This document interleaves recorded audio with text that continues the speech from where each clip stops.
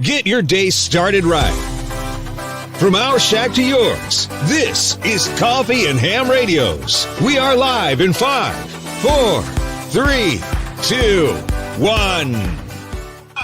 We are live. We're live. I just got the okay, which says we're live. Good morning, everybody. Welcome to the stream. And today we got a special guest. We were just talking. I think Simon and I met on the air, I should say, a couple of years ago. And it's weird because you'll figure it out. He lives in Canada.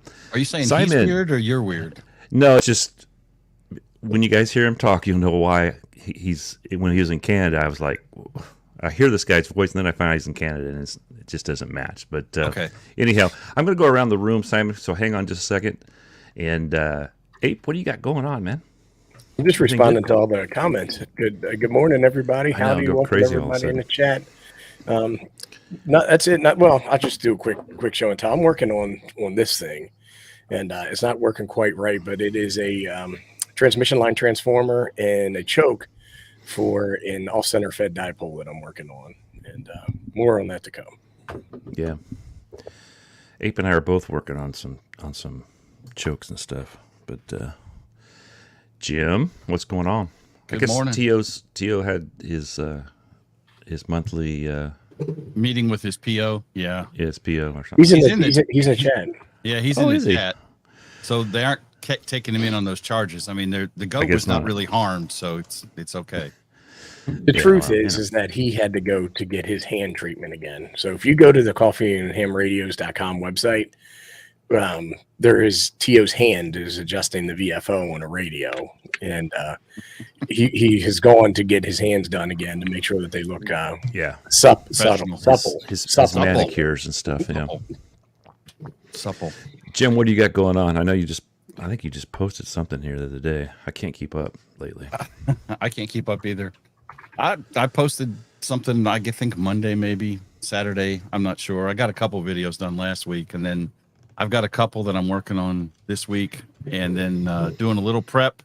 Don't tell Steve. Doing a little prep for Nuggets for Monday night. So you guys are gonna go. You're not supposed to be ready for Nuggets.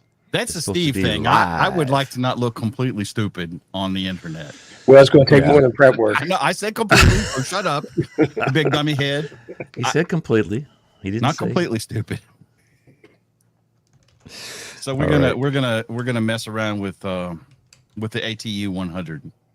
I think is the plan for Monday night. That's a pretty cool little setup. American Ham really came out with that, and then they got it's a really good idea. All right, so I've been printing. I told these guys I had a little bit of yurt money, so I bought something the other day. Well, I'll let you guys know how it goes. But we're trying to dial our QRP winder in, and my printer just kind of went. I think it was my slicer, don't you, Jim? Yeah, it's most likely your settings. The printer can do it just fine. It's not. Yeah, it just proved it. Yeah, it came out really good. So maybe I got that dialed. So Simon disfigured is what he's saying, and he's embarrassed about it. Man, it was bad. So Simon, why don't you tell a little bit about yourself, where you're from, and when you became a ham? And everybody, this is Simon, VA7BIX, and if you guys haven't heard him on the air, woohoo! You hear that a lot. He's starting a craze of woohoo all over the airways. So go ahead, Simon. Tell us a little bit about yourself and your favorite color. Don't forget that. G'day, likes, g'day, dislikes, right? Thanks for having me on the show. What an honour. Yeah, so my name's Simon. I'm an Aussie lost in Canada, and I married a Canadian girl 22 years ago and lived in various different places, but we've settled in Victoria, British Columbia. And I first got into ham radio actually because of my uncle, who was a ham back in Australia, VK3AZP. And I remember the early 80s, actually. It was that was the life-changing experience when I don't know. I have no idea if it was the top of the solar cycle or what, but 27 megs, the old CB my dad had them in the had one in the truck, had one in the farm ute, and then also had one set up at the house.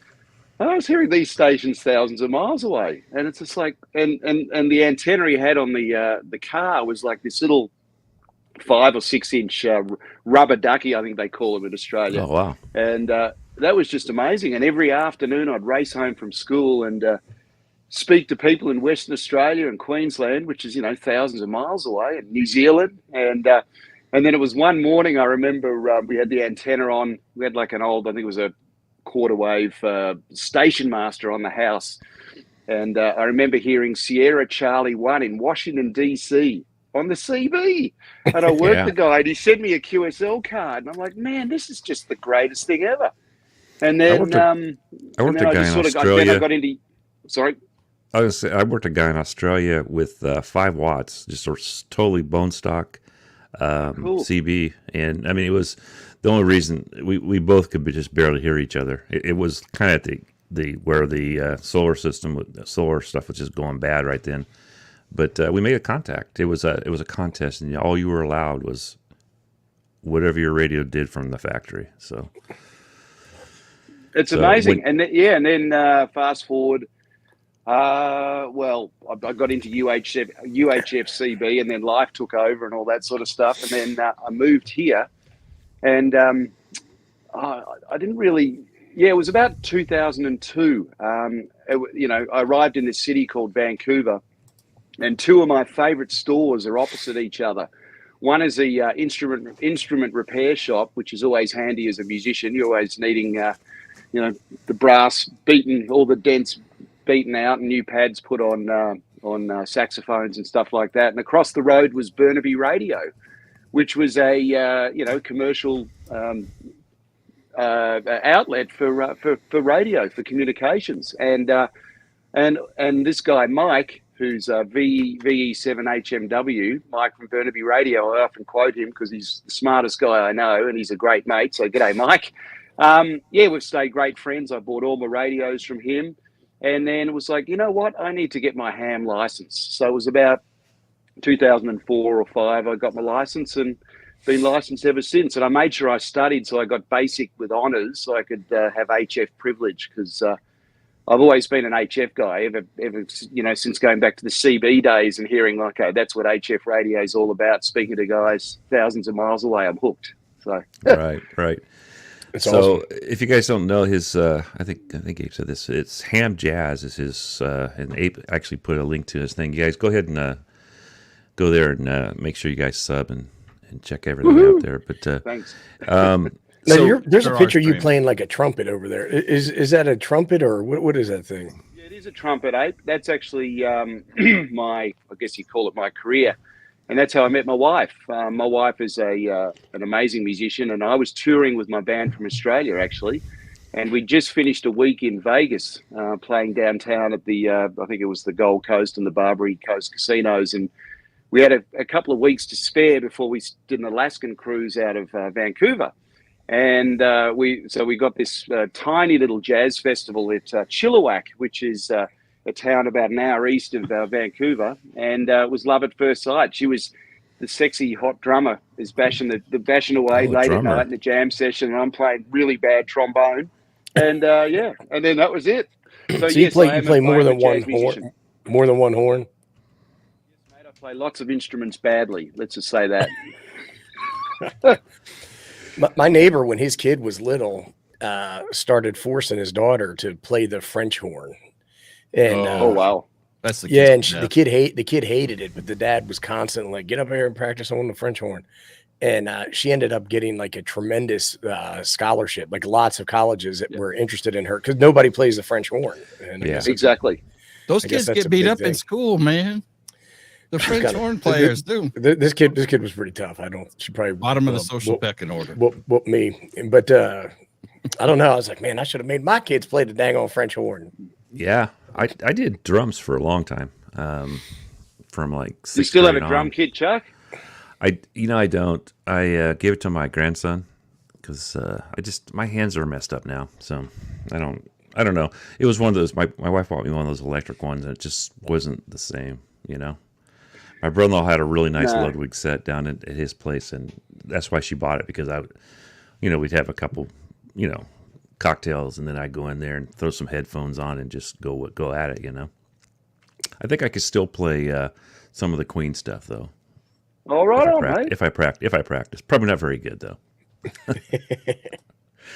Didn't you get thrown out of the Barbary Coast a couple times? Too much money.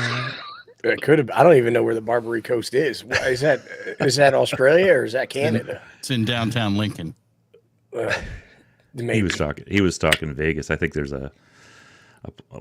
There's one in Vegas. Yeah, I think they're sister casinos. They're sort of the older. I guess I won't say less desirable, but that's all we could get a gig at, because you got all the 5-star on the Strip, and then you got downtown. The Horseshoe is neat. That's sort of it's old school Vegas, the Horseshoe, and then there's the Gold Coast and Barbary. So we'd often rotate, and some nights we got the graveyard gig, and it was just dreadful. We'd have to play go on at midnight and play till 3:30, 4 a.m. And there's just this constant drone of the slot machines, and they were in sort of a flat D flat but a sharp C. So we're trying to work out, okay, do we play in tune with this, or do we try to make it really dissonant? Anyway, we just anything to keep ourselves amused while nobody was listening. So that's on Fremont Street in Vegas, right? You're talking about all the old Strip. Yeah. Okay. Yeah. So Shane said he just worked you Tuesday or Wednesday. Simon's on the air almost every day, it seems like. Every time I turn around, I usually get out. I get out 3 or 4 times a week. Yeah. Yeah. If you guys didn't know it, Simon's totally into POTA right now, so that's his big deal right now, right? And he's streaming. Actually, you're doing some pretty cool stuff on your stream. We'll talk about that in a little bit too. But so your everyday job right now, you're still a musician. And actually, I don't want to tell too many people this, but I've actually got more gigs than I've ever had, or I've had in the last decade. And COVID ended the world, as we all know. And then living in Whistler, Whistler's a great place.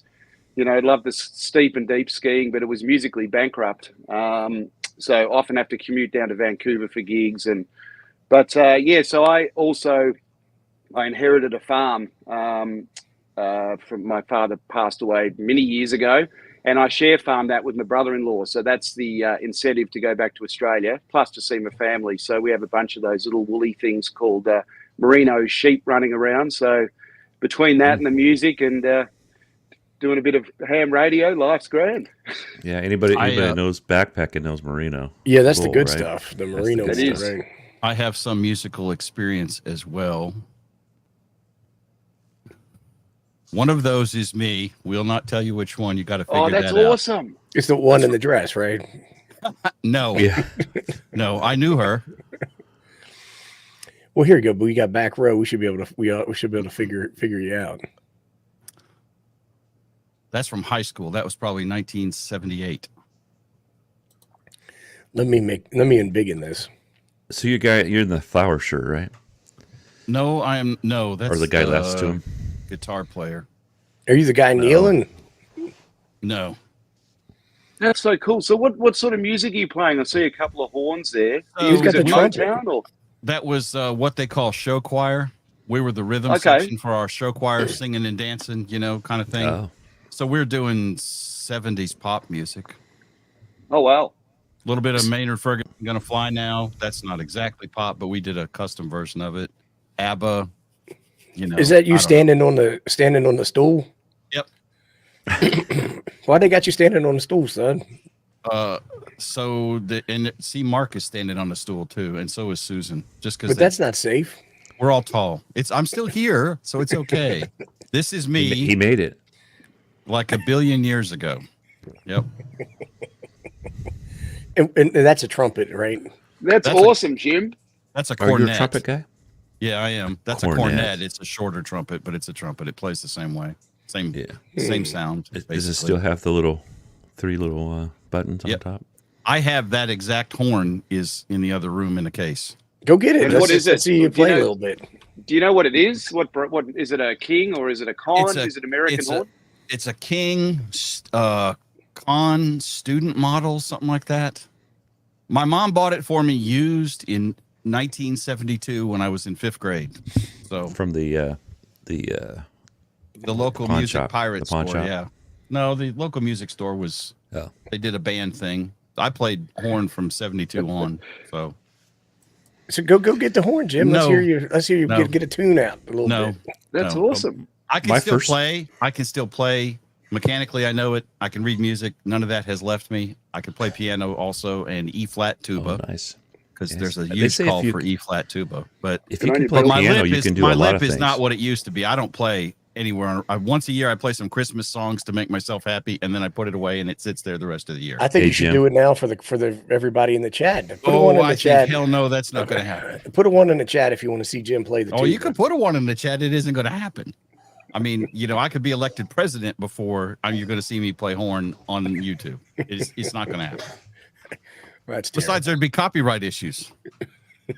So, Jim, here's a good old trumpet player's joke for you. What's a trumpet player's definition of syncopation? I don't know. Stumbling from one bar to the next. That's good. That's good. We did. Did you play in school? I did. Yeah. Yeah. Yeah, I did play in Did you guys school. have marching band and concert band and jazz band and all that kind of stuff? Absolutely, mate. And That's what I did. so growing up in Australia, that was so we have a very close tie. Well, we did, particularly when I was growing up, with the Commonwealth, and it was the big commemoration in Australia's Anzac Day when Right. the poor old Aussie and New Zealand boys got slaughtered in Gallipoli. So 25th of April's our our Veterans Day. And I remember standing up and playing the last post, and down in the gathering was an old bloke, Mr. Burston, who was about 90, and he'd returned from the trenches in Gallipoli, and here's me trying to play the last post.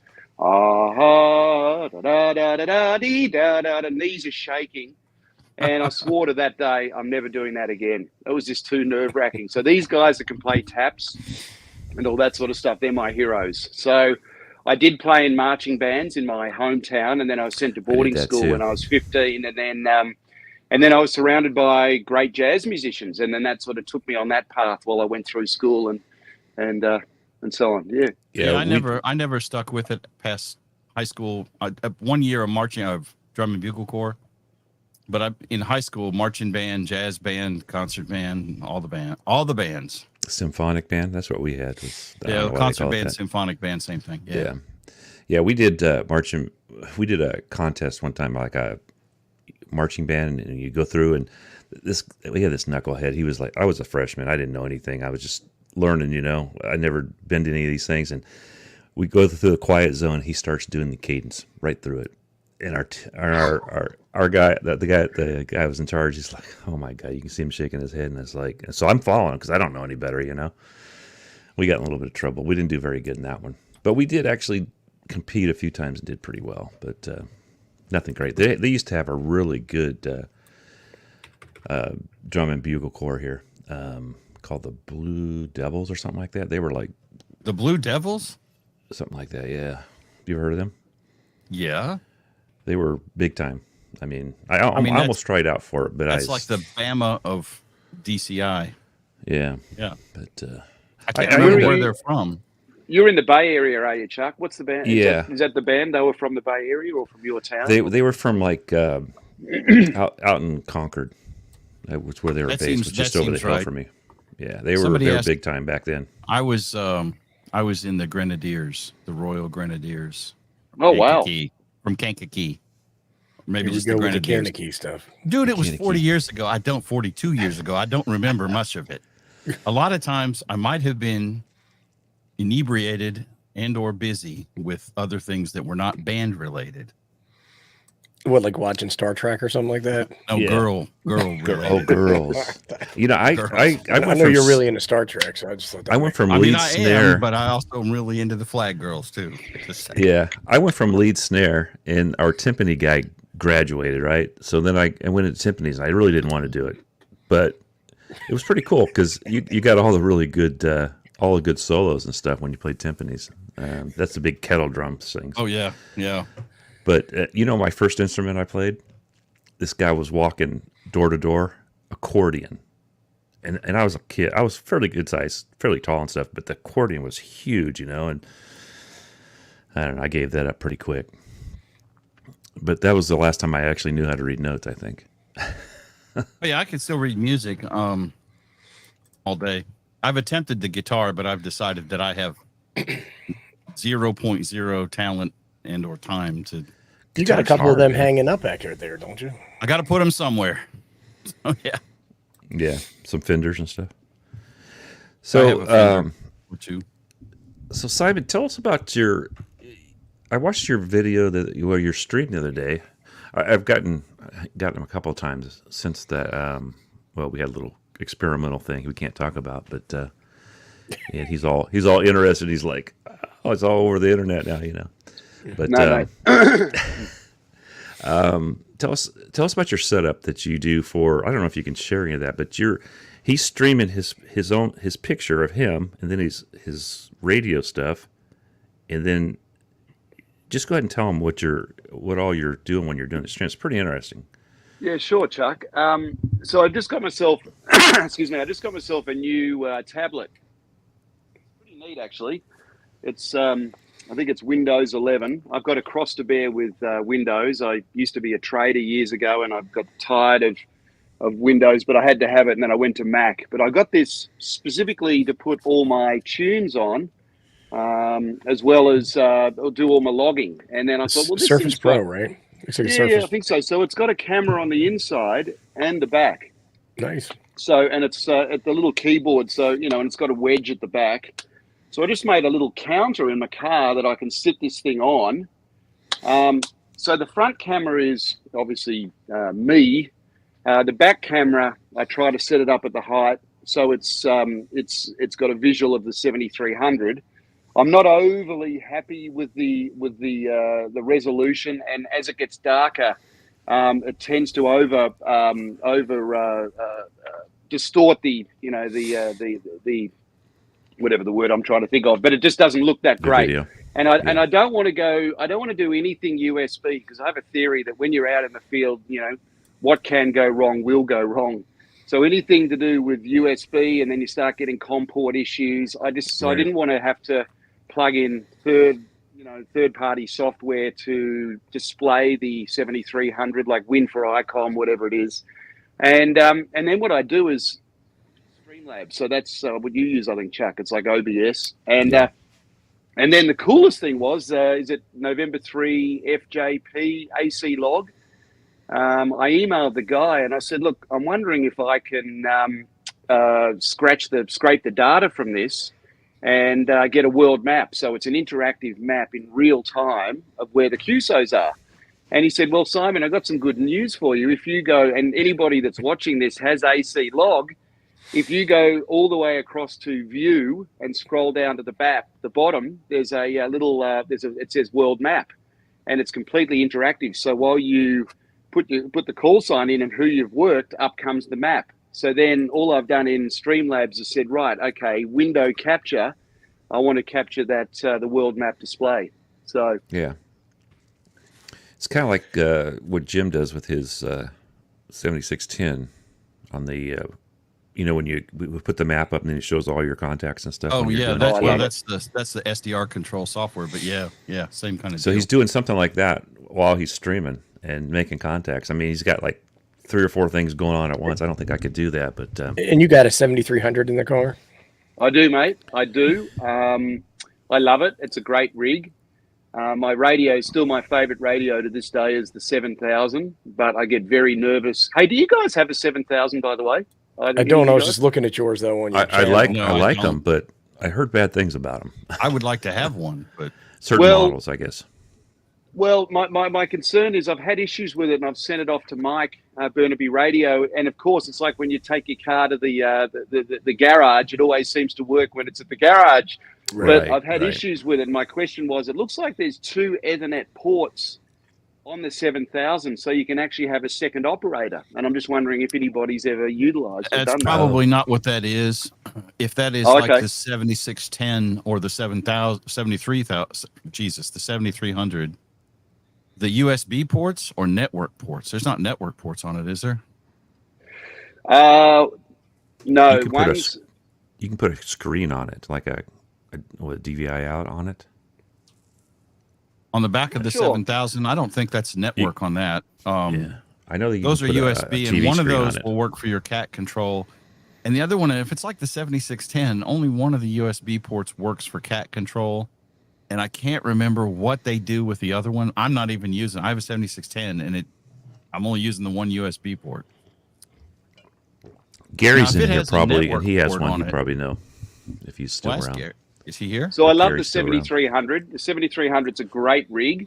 I'm just waiting for, and Mike is also an ICOM dealer, so he keeps asking me, right, what would you like to see from ICOM? And I don't think I'd be alone in saying, right, I want to see the 705 on steroids. I want to see QRO 705. Yes. Happy guy. Yeah, that's why I don't have one. It's like it's pointless. I want a real radio. Well, I've got the 7300 right here, and a lot of times I think to myself, I should sell this and then put the 705 here with an amp behind it, and yeah, because it's almost the exact same radio, but I don't know if I'm going to do that or not. Get one of those expert amps. You can run 1500 out of that damn thing. Well, I like the 7300 quite a bit, so I would kind of feel bad selling it, but right. That's like me. Every radio I own, I like, and I don't. I kind of want to upgrade for my 3000, but I don't. Right, I've gotten rid of a few mobiles, and I traded my G90. But as far as my 817, and I don't even really like the 817. I don't think I'd ever get rid of it. Then the 7300, the 705, and then the 599. I can't see getting rid of any of those radios. The 7000 does not have USB or network. It does have some kind of weird video output jack on it. Which you can hook a monitor to it. Yeah, I think that's composite out, right? Yeah, that's one of the things it does. It's one of the coolest looking portable radios. I looked at those, but people just want like too much money for them. I mean, for buying something that old. It's like that. You got to be careful because I know that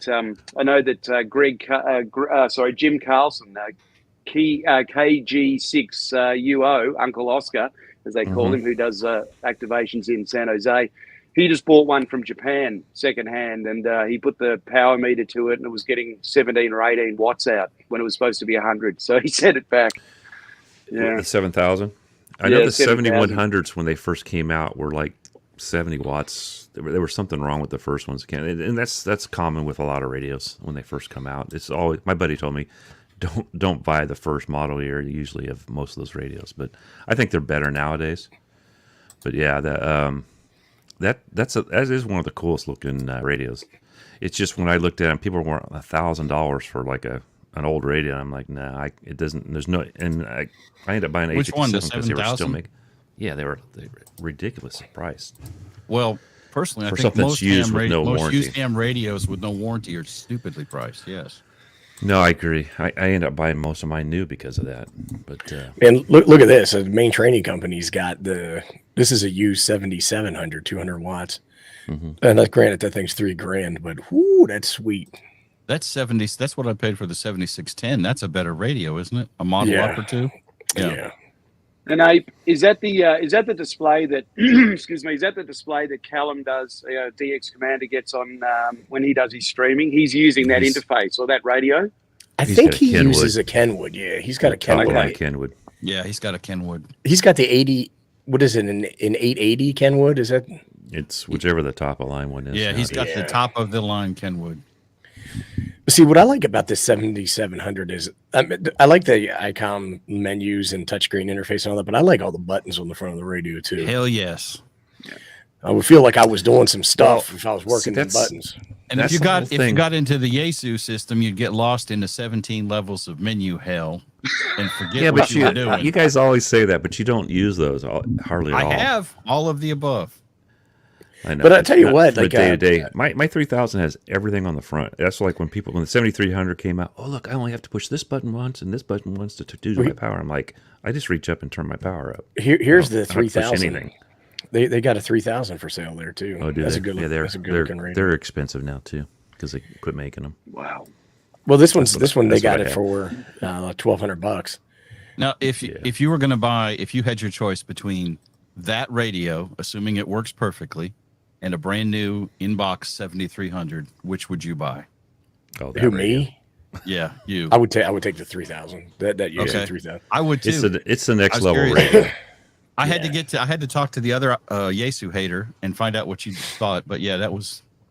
No, but look, they got a bunch of these 7300s on here. This one's even got rails on it. Yeah, they were taking trade-ins for other stuff. The new 10, the 710, I think. But see, this is where it gets crazy. Like, and we're not sponsored or affiliated with Main Trading Company, but like, here's a used Kenwood TS590S. That's $850 for that. I mean, I'm sure it's a nice radio and all that stuff. I'm not hating, but is that the one Steve has? What has he got? I think he's got a 4 or something. Okay. Yeah, I looked at that when I bought my 3000. That seems awful. My 3000 pricey. didn't have a waterfall when I bought it, but it does now. It's the screen on my 3000 is not as nice as the 7300s, or even I think my 991 has a better screen, but it's just a good radio. That's the reason I didn't buy a 7300, because I already had that, and it wasn't like going up for me. Yeah, if I was going to do something, it would.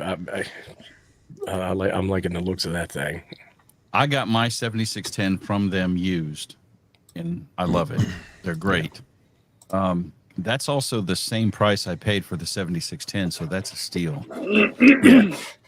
Hey, can you? I did post that GoFundMe thing, and I'll just talk about that for just a second. And let me pull it up, Todd.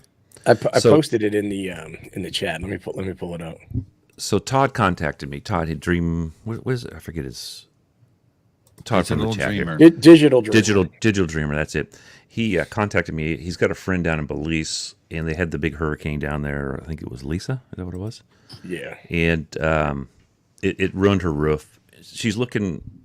I guess she got an estimate $3,000 to fix her roof, which it must be really cheap to fix roofs in Belize, because I know mine would cost way more than that. But they did a GoFundMe, and he just asked me if we'd mention it. And if you do, if you $10, whatever, they're trying to raise $3,000. They're at $580. And if you do put something, he asked if you put your call sign in. I still need to do this, but put your call sign in so he knows that the ham community is helping out there. So if you can help him out. She's widowed, and just a good friend of his. And oh man, my computer's going crazy here. It's printing C's everywhere. Oh Lord! I don't know what happened. I thought we put the child lock on his computer. Printing C's? I've never. What are you talking about? I should have. I don't know. It just went off on its own. There we go. So if you guys can, like you said, just put your call sign in there, and I told him we'd mention it for him. So if you guys can help. If you can't, I know it's Christmas time, so it's a tough time of year. All right, back to Simon. So I had something take your time, Chuck. Go ahead. Go talk something. Is he having a stroke? I'll remember it in a second. I'm having a stroke. Yeah. So when you Simon, talk about your antennas, because Simon uses an antenna I've used for years, but he has a different name for it. And I think the guy south of me in San Jose, is that the guy? I don't know. I watched your video a long time ago on this, and I don't remember everything about it. But basically, go ahead and tell him what it is. He's got a couple of versions of it. And you know what? I hear this time and time again that I think I'm one of the stronger POTA signals on the West Coast. And it's so this antenna is the brainchild of Greg. Kilo Juliet 6 Echo Romeo. And man, you want to hear pileups, you listen to Greg when it's just beautiful. It's a beautiful thing. And so this antenna, he calls it the Predator, and it's the acronym for Portable, Resonant, Elevated, and Directional. And essentially what it is, it's a 17-foot whip, and the whip is about eye level, so it's about 4 or 5 feet off the ground, and it's 2 elevated radials, 90 degrees perpendicular. So he has one pointing east and one pointing south, and they're 16.5-foot radials. And if anybody can contact me, and I can get you in touch with Greg, because he's giving away all the information for this antenna, and it's absolutely incredible. SWR is ridiculously low, and it works. And Greg, as always, I look at my waterfall, and typically on an afternoon, there's always one signal around 14, 3, 2 something, and that's Greg with a massive pile up. So I tried Greg the other day. I couldn't get it. He couldn't. we're too close, but for 20, but most of the time. Yeah, I've been running similar just with ground radios on the ground, and that I tell you what, if you want a quick, easy, and you only want like 20 or higher, that's a great way to go. You also you raised the gain on yours with a beer can or something, I think, in your video. Oh, that was a bit of fun. I just was having a beautiful hazy pale ale. It wasn't a Miller Lite though. Yeah. So what I've actually done, recently I took my family down to California for a trip to see some mates, and we went out to Alcatraz to the Rock, and they actually let us off, so that was good. But November 6th, Lima Yankee, Liz just did an activation down there. She goes once or twice a year with her husband Kevin. And when I don't know if you've been to Alcatraz, but when you go out there, you sort of look. It sort of clued into me. Wow, real estate's a real premium here, and you can't just have big long radials tripping people up. So then I started working for alternatives, like when I'm at a park, quick deployment, quick activation. I can't be putting 16.5, 17-foot radials out on the path to trip people over. So, and Greg helped me with this as well. So now what I use is 12, 10-foot radials. So they're not resonant on anything.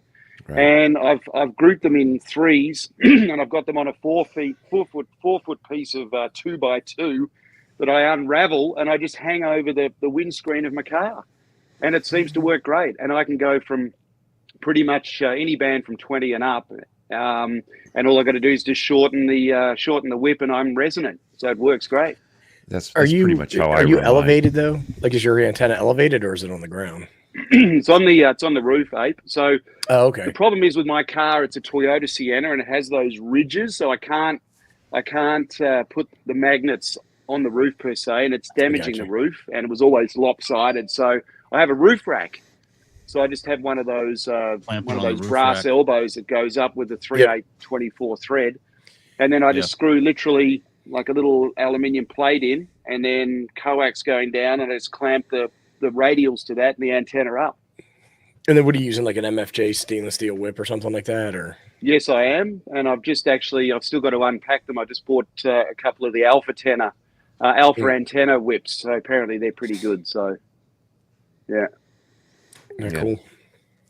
So one of the first times I was playing around with a vertical antenna, like a whip like that, I had it mounted off the ground, like significantly, like 8 feet off the ground, and I didn't know any better versus ground mount versus elevated mount, and I could not get that thing to tune. Where is the sweet spot for that?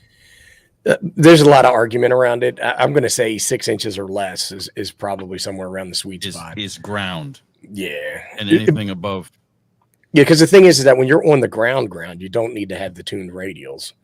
It's a good idea to have radials, but they don't need to be tuned. But once you elevate, it becomes a whole different ballgame, because the radials actually become part of your transmitting antenna.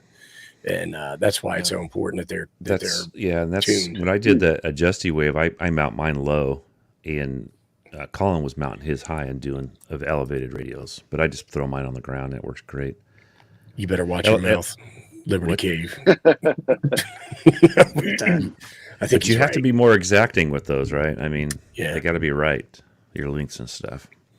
Well, and the other thing I just wanted to add about those, the compromise, or the 12, 10-foot radials, is I can then just put a ham stick on that as well, and it's resonant. Oh gosh, he said 40 meters. I know, and that's why I'm working on the. I won't mention it, but that's why I'm working on another. I've got to get my 40 on. I've got to cross the bear with that band, but I've got to get my 40 on, and those radials seem to work. So. Yeah, have you ever messed with one of these like bug catchers?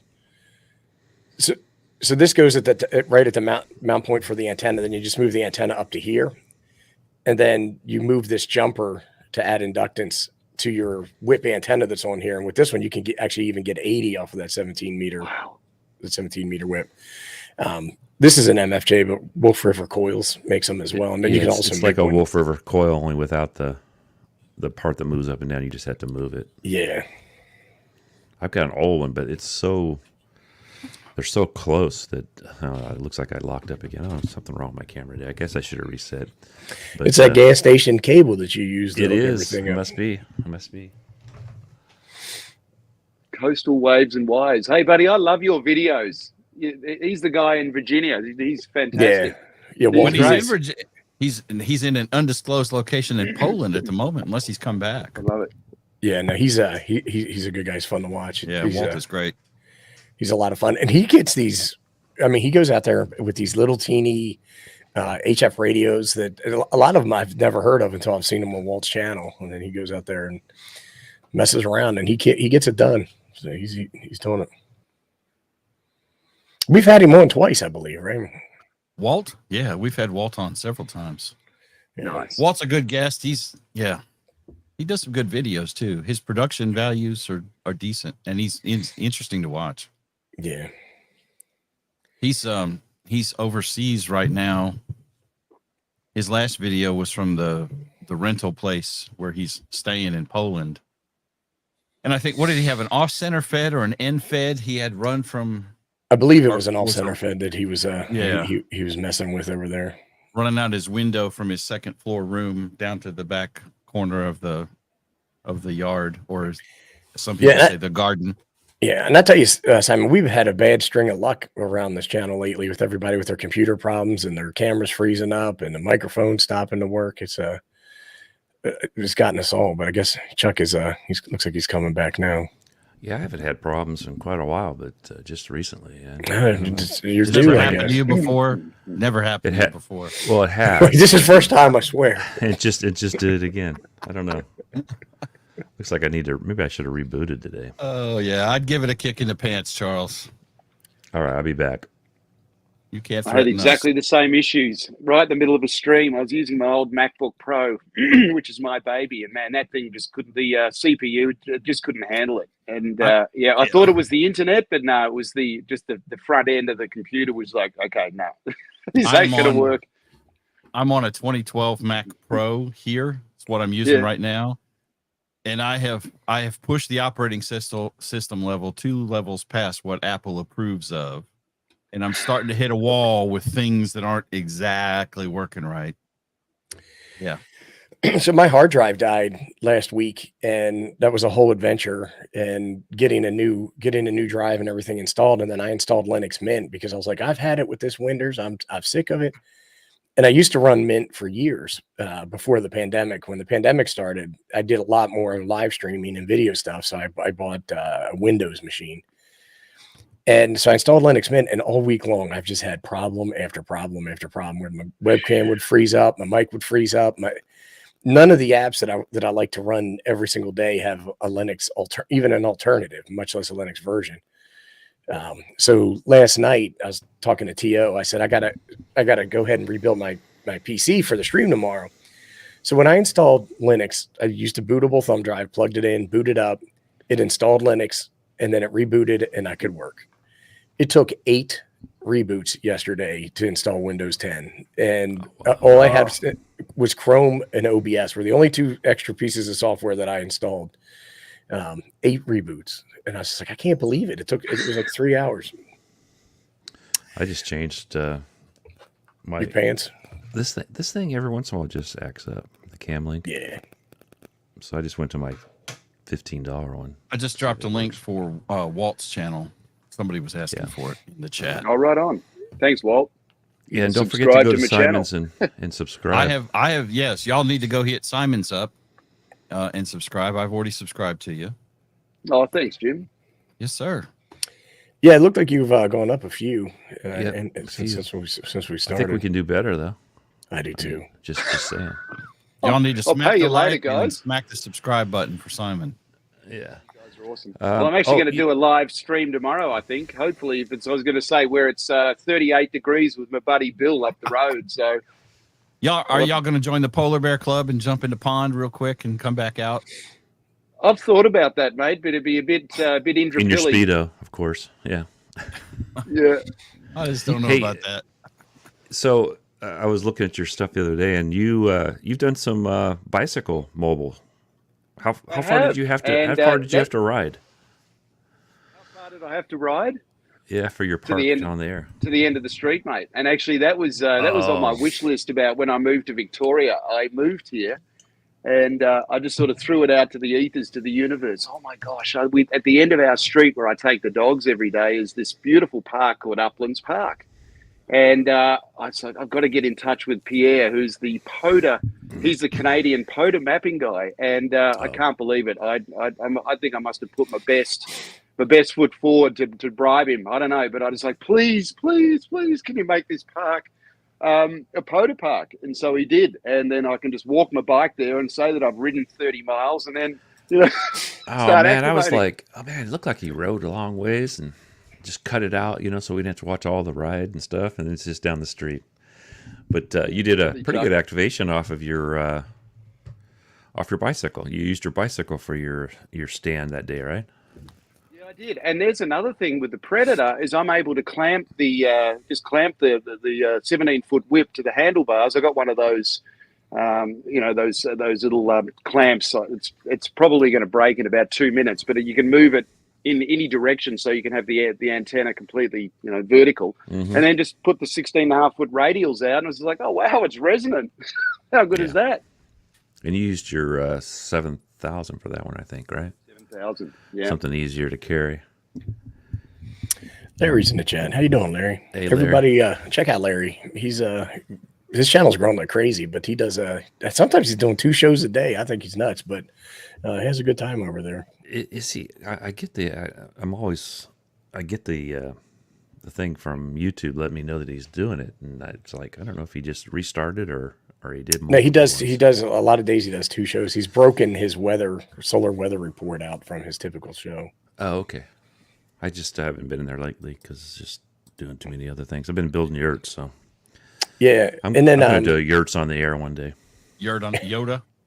Yeah, Yoda. Well, I think Yoda's already taken. You might have to do Yuda or something. I don't know.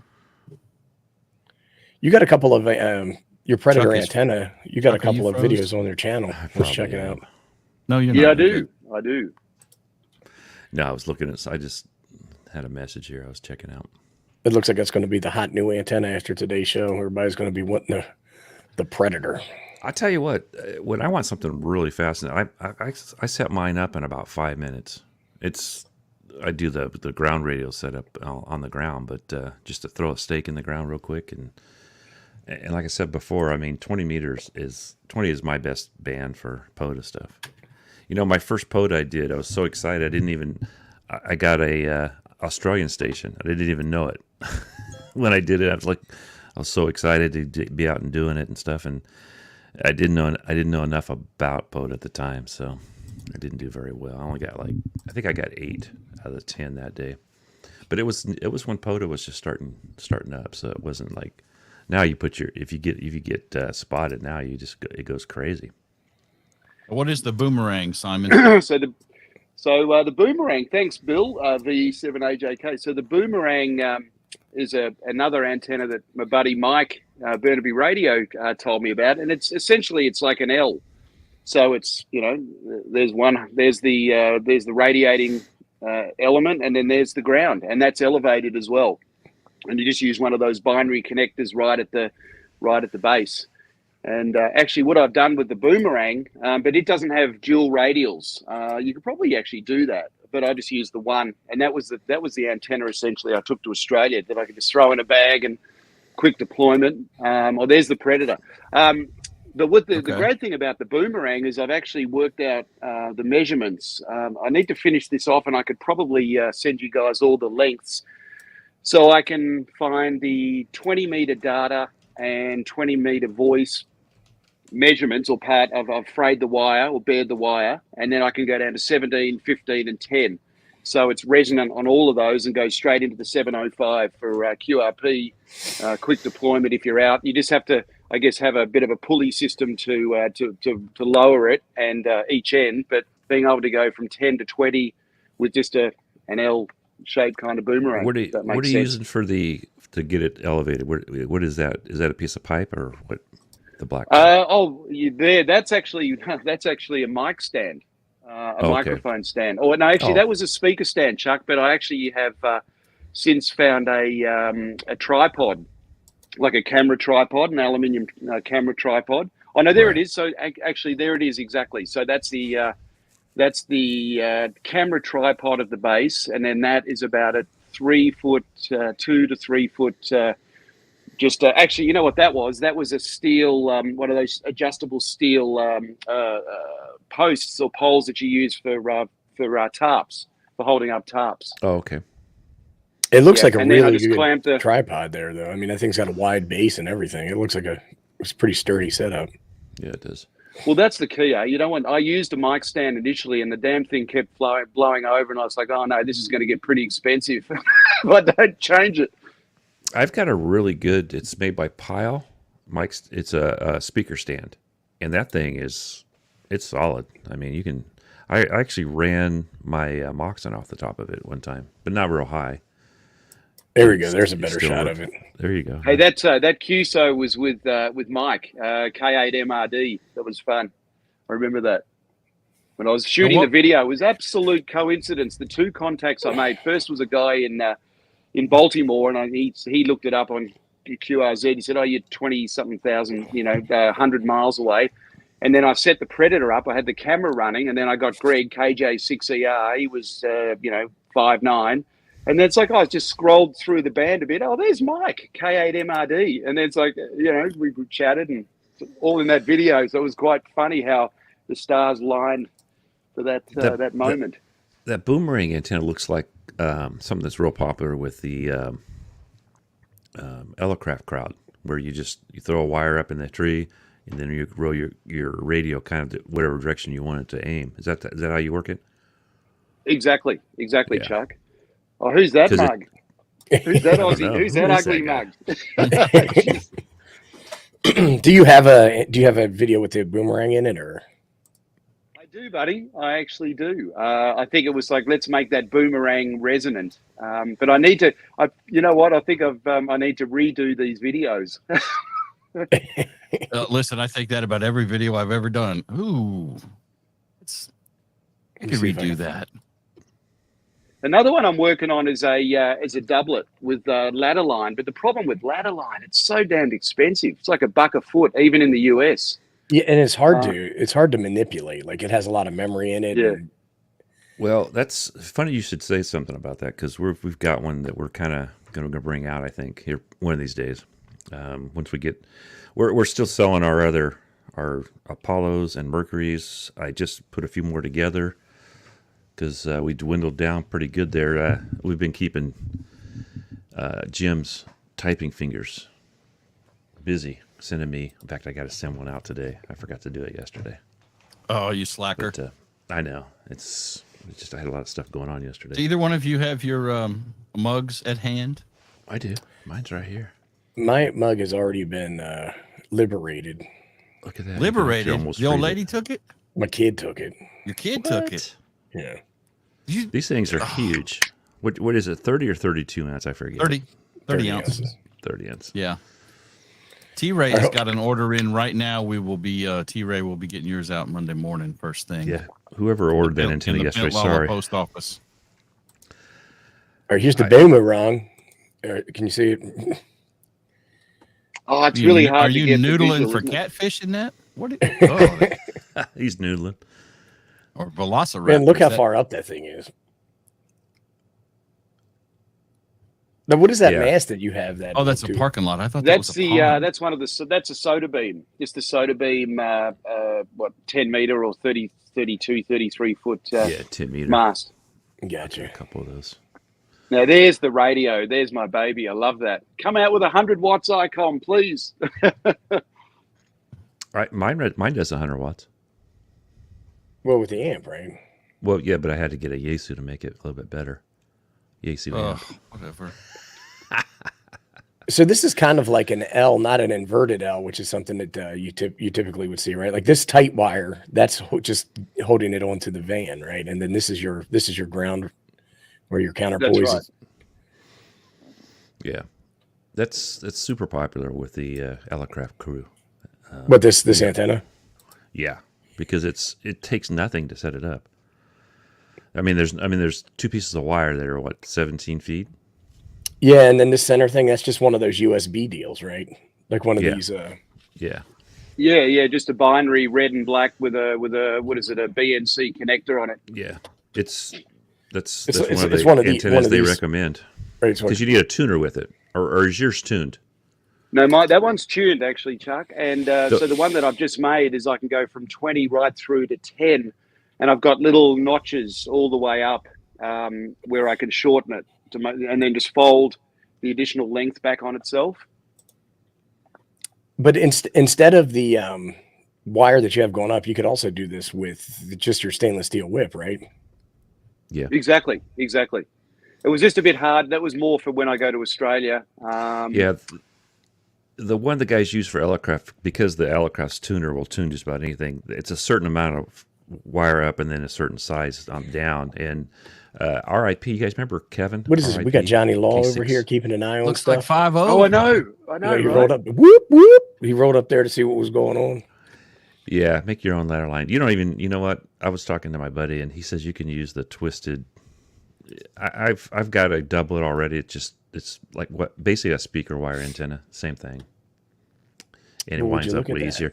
Hey, Jason, thank you for the super chat there. I was wondering. You got a dance, Simon. I got it.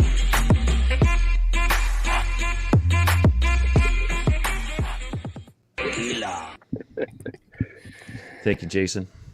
Yeah, appreciate it. He needs some milk. Yeah. So you mentioned ladder line a minute ago, and I never thought of this, but Liberty and Craig both said you can get spacers and use coax as ladder line. And it occurred to me that I have a whole roll of Cat 5 network wire that's, in 2022, kind of ghetto. That would also make ladder line with the same spacers. I could just twist all the conductors together and boom. I actually, It's an yeah, interesting you can. idea. If you get I found flat Cat 5, and you can use the outer ones. But Well, I mean, I don't have flat. This is all round cable. right. You could use that too. But I just You can twist just all use the speaker conductors wire. together. Yeah. And so, like, what a lot of people do is, like, you can take just a tube, like, you can take a pen or a straw or something like that, and then use zip ties to do it. Yeah, it's super duper easy. Yeah. I thought you could 3D print some spacers. It would be You nothing to make them. And look at that. Thank you, Sausalito Thanks, Steve. Sausalito Oh Steve. my goodness! Thank you. This is like It's like Christmas. really no doubt. There we go.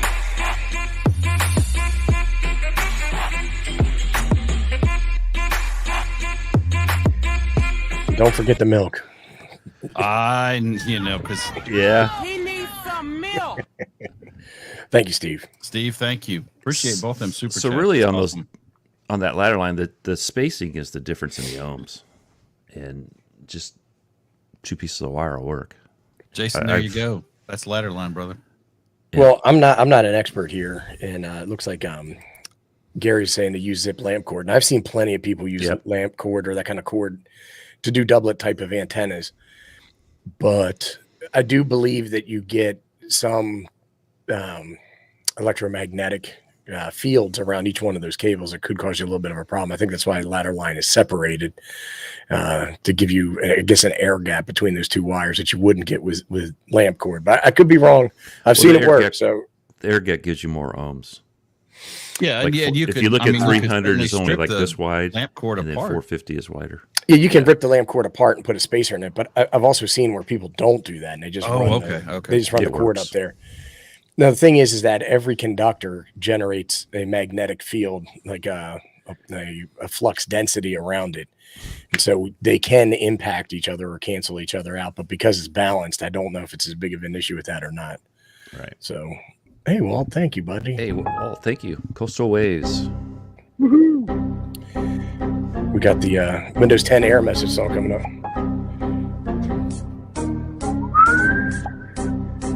My daughter's just playing this. She's playing drums on this in school. And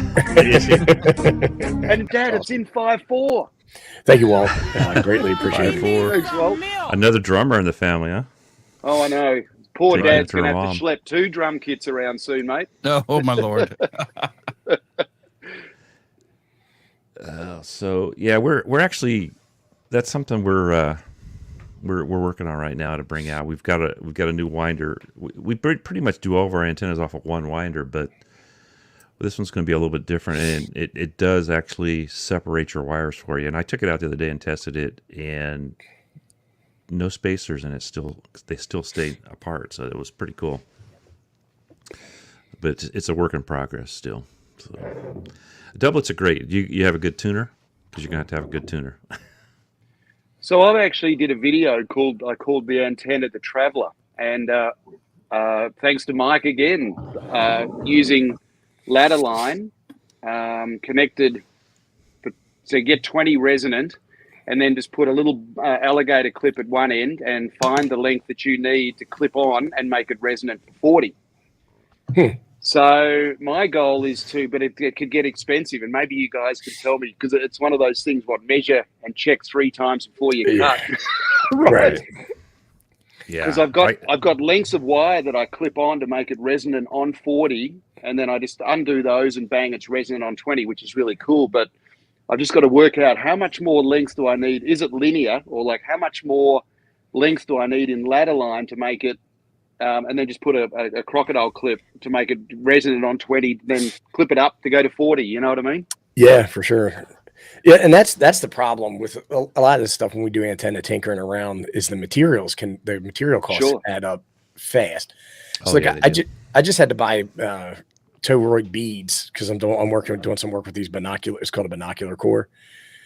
I ordered 20 of them because the cost of shipping was so high, and I was like, if I get 10 and then I run out, no problem.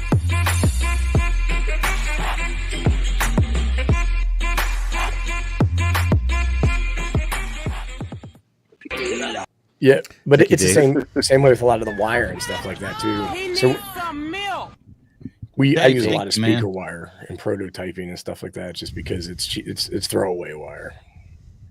Yeah. Oh yeah! Thank you, Dave. Greatly appreciated. That was one of the things I put in my my wires video the other day, was that a spool of that stuff. If you buy 500 feet, you have 1,000 feet, and it's usually pretty cheap because a lot of that stuff is it's aluminum with the copper. Yeah, when you start talking about like buck a foot cable, that stuff adds up fast. Yeah, right. Yeah, that's the bad thing with ladder line. DX Engineering had a really good setup when you bought their. It used to be better. When I bought mine, I bought 180. What they call multi-band. It's basically a doublet with a 300 ohm. Comes with everything. And my buddy Gary said, I know you only want to do 80, but buy it for 160 because you can't buy the wire for the extra. It was like $8 or so. It was like super cheap. It's since gone up, so that it's not quite as good a deal as far as the double the wire size. And it comes with 100 feet of 300 ohm, and there's like figures for doing that stuff I didn't even bother with, and it still works great. So, yeah, but it's fun. I think that's the part. One of the parts of the hobby is I like the best is just kind of messing around with and making antennas. It's definitely a cool thing to do. Telephone wire, 5 lines, 5XL with 18. That stuff will work too. Yeah. Well, there's a guy. His name's Nick over at Northwest Ham Shack, and he was taking T50s, so the 1/2-inch toroids, and he was taking the wire out of Cat 5 cable, and he wrapped a 9-to-1. He wrapped a 9-to-1 like that, and he put it on one of the those BNC posts that we were just looking at, and it was pretty cool. Now you're talking like QRP, like 5 watts or less SSB on that, but it's still a pretty little handy way to make an antenna, and have it be very light and portable. I did a 49-to-1 like that. Yeah, and RF Field Tech, Kilo Echo 5 Alpha Delta X-ray, he got a Tektronix 465. Somebody gave him a benchtop scope. That's a nice old scope. Yeah, so we expect to see pictures in the Discord. That's right. And I think, and he's not in the chat today. We need to send a sternly worded memo, but Derek Amrad, I think he uses a 465 almost every day, and that's what he builds, like robot brains. He's making Skynet for a living or something like that. Yeah, but he's extra smart. Right? Well, he is. He's smarter than any of us. That's for sure. right. So, like, if you had to phone a friend on one of those TV game shows, I'd call Derek. I'd call Derek. Call Derek. Thank you, Andy. and he just did his members thing. So for 6 months, good God. Yeah, I bought F5 is 22 or 24 gauge. It's pretty wire. small, isn't it? Yeah, I would think it might be smaller than that. Yeah, like it might be 30 20. Nah, I don't think it's that small. Well, there's one way to find out. Why don't you Google that? Find out. Right. So, Simon, what else Or are you? Just argue. What else interests you in the ham world? I know you're doing all kinds of stuff. What else do you like doing?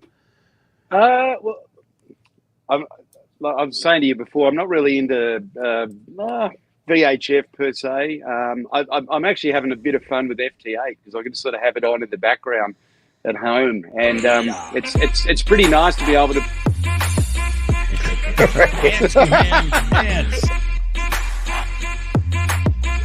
Man, thank you, Andy. And I literally and Lionel. What? Oh my gosh! I just can't remember. Put it up there.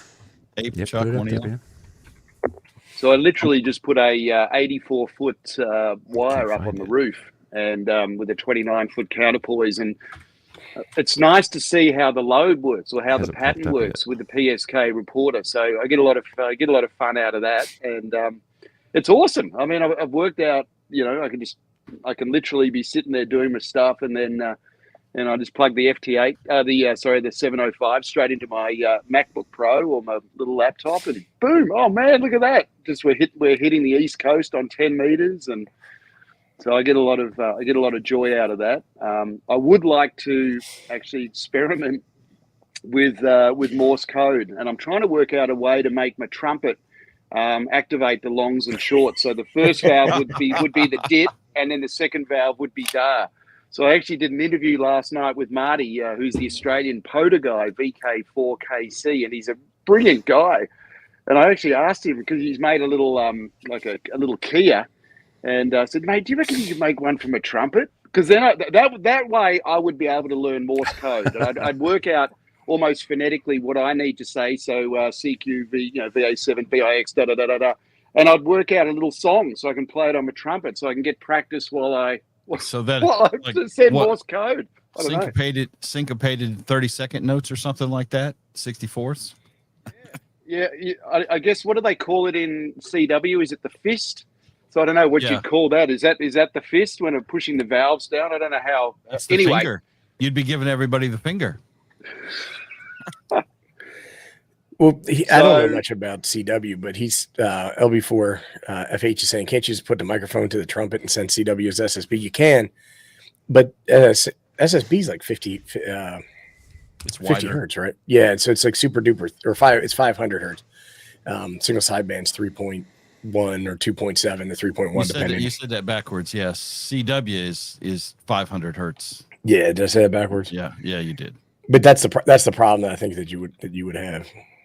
Well, what about the other way I thought about is oh, sorry guys, I don't want to take you down this rabbit hole, but this is crazy. So I wonder if there's another way you could have like a MIDI controller. Like you could, I don't want to get an electronic trumpet though, but if there's a MIDI controller that activated the dits and the dars. Anyway, that's all fun, right? Yeah. Oh yeah, you could write it. You could do a little program or something that would take your trumpet audio and just convert it. Oh, there's a C, that's a dit, and there's really, Jim? Yeah. Oh, buddy, let's talk. I can't write it. No, I can't write it. Maybe TO. But I mean, it's just you're using a MIDI interface. The computer understands MIDI, and you'd have to have the right software, but it'll trigger a MIDI interface. Yeah. It's just you could probably just play into the trumpet into a microphone like this, right? And then manipulate that without code. There's probably software out there that would do that, and then use that as your audio out into your radio, right? Or that. What I was saying was you could use a MIDI setup, so you could play a B flat and that's a dit, and you could play a C and that's a da, and then the MIDI could say, oh, there's a B flat dit, there's a C, that's a da, something like that. Da da da da da da da da da da da da da. Exactly. Sounds kind of like hamster dance in my head when you did that. That song from that stupid little website in the 90s. I do. But yeah. There's like 100 ways you could could skin that chicken. They skin that cat.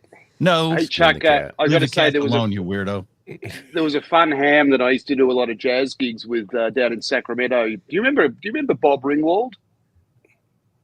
Molly Ringwald's dad. He was a blind guy, great piano player, and he was really well known and respected in the ham industry, and he was around for forever.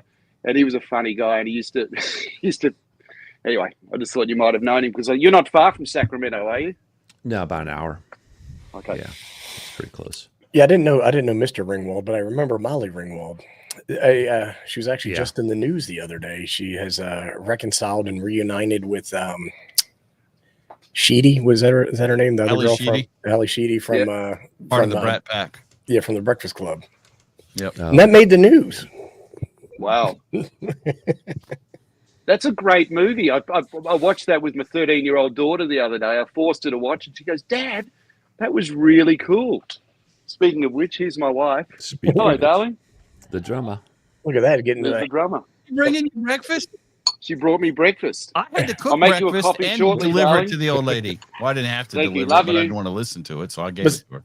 See, when my kids watch shows like that, they're like, "Well, where's their cell phones?" They didn't have cell phones then? Right? How did they get on the internet? Jim and I can remember a time, right, Jim? Oh, yeah. No cell phones. Then you had the bag cell phones. Oh, yeah. My buddy's wife had one of those, and they kept it as long as they could because those actually got out better than anything newer usually.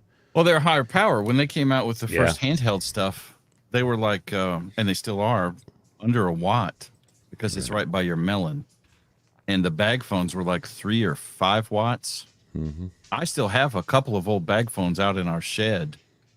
If the rats haven't ate them, there's junk out in that shed I haven't seen in 20 years, but just in case. Walt says because I'm too lazy to go out and throw all that junk away, and I don't care. So there it is. Walt says he made the news. Hopefully, it was for something ham radio related. It was the Molly Ringwald thing. It made the news and car. That's what he's talking about. Oh, I'm having trouble this morning. Apologize. It's your cable. The gas station cable doing it. Right. I'll take that one. That was me. Huh? That was me. I thought he said he made the news. I didn't see it, and I didn't see the take. Oh, my eyes are going bad. I don't want to get those. I don't want to get glasses yet. I do have my readers over here. Yeah, I have to have the readers for sure. That's the only thing I have you had your Coke this morning? Are you low on caffeine? I am low on caffeine. I'm drinking it now, but you don't do coffee like a grown man. Listen, let me tell you how woke this is how woke I am. Is that I don't drink coffee because of the oppressed bean pickers. They're people too, and they're picking those beans for pennies a day while they're selling cups of coffee for like $7-8 a piece with your pump of caramel, whatever in there. And I'm just not going to support an industry that is based on colonialism, and imperialism, and I'm just not going to do it. That's how woke I am. How about the guys that cut for the beer by oppressed 12-year-olds? Right. But I'm running low. I'm running low on my soda, so I'm sipping, not guzzling. Normally, I got my guzzle going on. And so you guzzle. Well, it's 10:15. Yeah, we're getting there. And Craig tells us that Hawaiian coffee is union made, so you could drink it and feel good about yourself. If you don't buy Hawaiian coffee, that's counterfeit. Well, and Hawaiian coffee is what is the Hawaiian coffee? Kona. It has Kona coffee. That's right. Yeah, I had some when we were in Hawaii. As the beer. It's the beer, isn't it? The Kona way. Oh man, I tell you, I went to that brewery and I was so upset because they wanted to give me cans because their draft system went down. I go, I didn't come here to drink out of cans. I could do that from the store. I was Shooter, so I mad. am pretty sure you have never gotten a penny in a salon. Here we go. Everybody's giving me a hard time over my shoes and my shirt. I'm in my bare feet, so that shoes. So you're totally natural. Yeah, and we're not going to conflate the coffee and clothing business. What what kind of pants you got on, son? What is that shirt? Let me see that shirt. It's just a t-shirt. Who made that? I don't know who made it. Kids in Belize? It probably was. What does that say? Outer Banks? It says. Are you flaunting your colonial origins? It does say Outer Banks. Listen, like I'm not. I've been on the Outer Banks. Y'all stuck on the Inner Banks where the catfish are in the mud. Listen, I am not. I'm not supporting. Seems kind of colonialism. elitist Sorry. to me. I mean, you know. Ryan says his pants are probably Hanes. Uh-oh. Well, I think that wraps it up, right? Is that about? That's why we didn't want to see your pants. I was going to get a walk around. Thanks again, Simon. It was really great having you on the show. Yeah. Hey guys, my pleasure. Thanks so much for having me on. It's an absolute treat and an honor. Yeah, and when you get that new antenna worked out, we might want to have you back for round 2 to talk about that one. And, love to, eh? See how yes, make sure you go to Simon's his YouTube channel and subscribe. I think he went up a few today. Let's see what you're at. You were like at right around 432 now. Oh, I was at 408. Already, so I gotta find him again. So there we go. Yep. Oh, that's too kind, guys. Yeah, so that's in the links in the chat and the description. You know what? Oh, great. And, Perfect. It's interesting, hey, when you it's interesting when just, without getting too philosophical about it, but you go through life and when we all have to deal with grief of losing a loved one, and I was really close to my wife's father. In some ways, I was closer to him than I was my own dad, and he died about a year ago. And it's just like, carpe diem. And like with my YouTube channel, if I can bring a little bit of joy to people, and when I'm out there, it's just, as transparent as I can be. I just sit there with a microphone and people want to watch it. As I say, it's a Seinfeld show. It's a show about nothing. But I love it, and it's, if you can, I don't know, it's like playing music. If I can bring a little bit of joy to people, then it makes me feel good, Well, you're out there having fun. There's a lot of people that's right. that can't do that. And, they get to watch you do it and they get to experience share. And that's awesome, right? That's an awesome thing to do. Yeah. And thank you very much, Craig. We will not dance. Thanks, Craig. The dance machine's broken, but no, it's for Jim Foss of Fossgate. Oh, right. But thank you, Craig. It's greatly apprecited. Yeah. Ooh, this could all be right. Now, Liberty may be onto something here. I'm thinking that's a thought right there.